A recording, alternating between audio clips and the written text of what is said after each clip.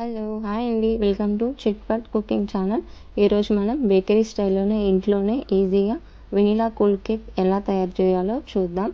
దానికి కావలసిన పదార్థాలు: ముందుగా 2 కోడిగుడ్లను తీసుకొని బ్లెండర్ని స్లో స్పీడ్లో పెట్టేసి బ్లెండ్ చేసుకోవాలండి 2 మినిట్స్ పాటు. నేను హాఫ్ కేజీ కేక్ చేస్తున్నాను.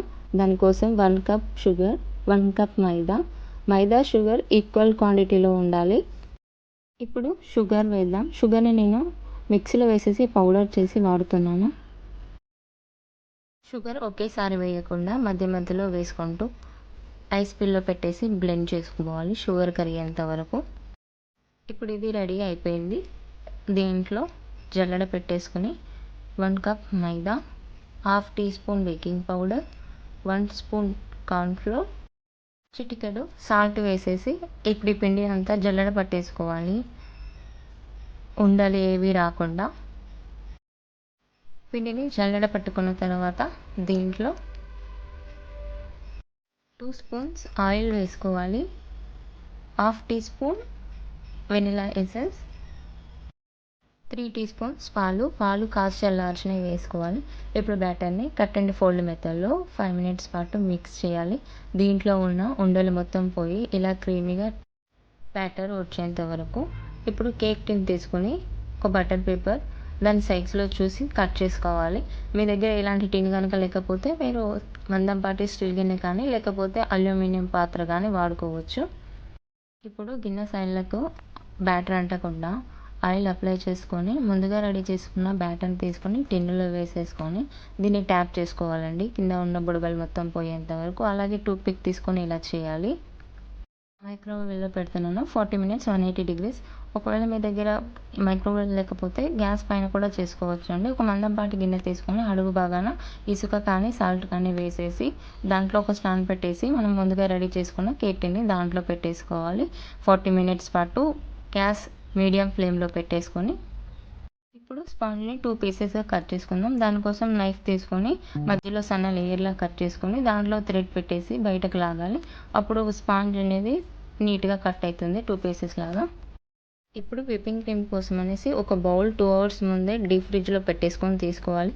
సమ్మర్ స్టార్ట్ అవుతుంది కాబట్టి దాంట్లో 1 కప్ విప్పింగ్ క్రీమ్ వేసుకున్నాను. బ్లెండర్ తీసుకొని స్టార్టింగ్లో లో స్పీడ్లో పెట్టేసుకొని బ్లెండ్ చేసుకోవాలి. ఎప్పుడైనా కానీ విప్పింగ్ క్రీమ్ అనేది హాఫ్ అన్ అవర్ ముందే తీసి బయట పెట్టుకోవాలి. అది క్రీమీగా అయిన తర్వాతనే వాడుకోవాలి. ఇలా 3 to 5 మినిట్స్ పాటు హై స్పీడ్లో పెట్టుకొని బ్లెండ్ చేసుకోవాలి. క్రీమ్ అనేది ఈ విధంగా రావాలి. గిన్నె బోర్లా పెట్టినా కూడా కింద పడకుండా ఉండేలా. ఇప్పుడు కేక్ డెకరేషన్ కోసం ముందుగా రెడీ చేసి పెట్టుకున్న స్పాంజ్ని తీసుకొని అడుగు భాగాన కొంచెం విప్పింగ్ క్రీమ్ పెట్టేసి కేక్ అనేది అటు ఇటు పోకుండా స్పాంజ్ పైన షుగర్ సిరప్ అప్లై చేసుకోవాలండి. షుగర్ సిరప్ కోసం 2 spoons sugar powder, 1 glass water తీసుకోవాలి. ముందుగా రెడీ చేసి ఫ్రిడ్జ్లో పెట్టుకున్న విప్పింగ్ క్రీమ్ని తీసుకుని దాన్ని పైపింగ్ బ్యాగ్లో వేసేసి పైపింగ్ బ్యాగ్ని చివరన కట్ చేసుకుని కేక్ స్పాంజ్ పైన అప్లై చేసుకోవాలండి.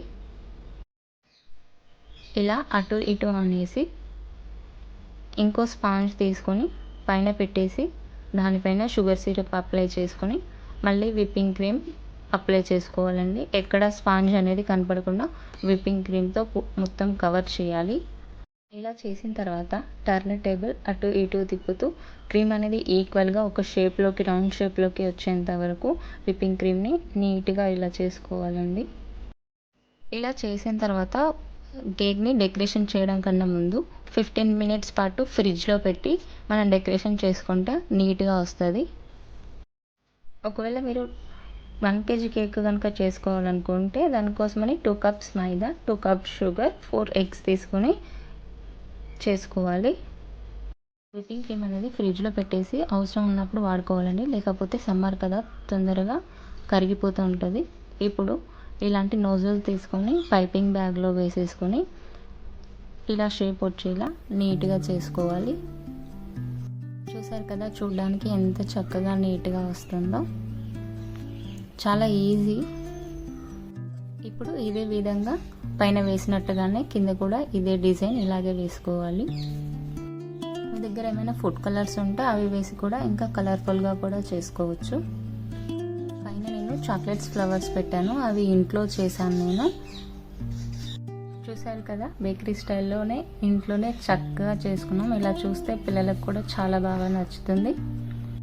వీడియో కనుక మీకు నచ్చినట్లయితే లైక్ అండ్ సబ్స్క్రైబ్ చేయండి. కావాల్సిన పదార్థాలు డిస్క్రిప్షన్లో కూడా ఉన్నాయి, చెక్ చేయండి.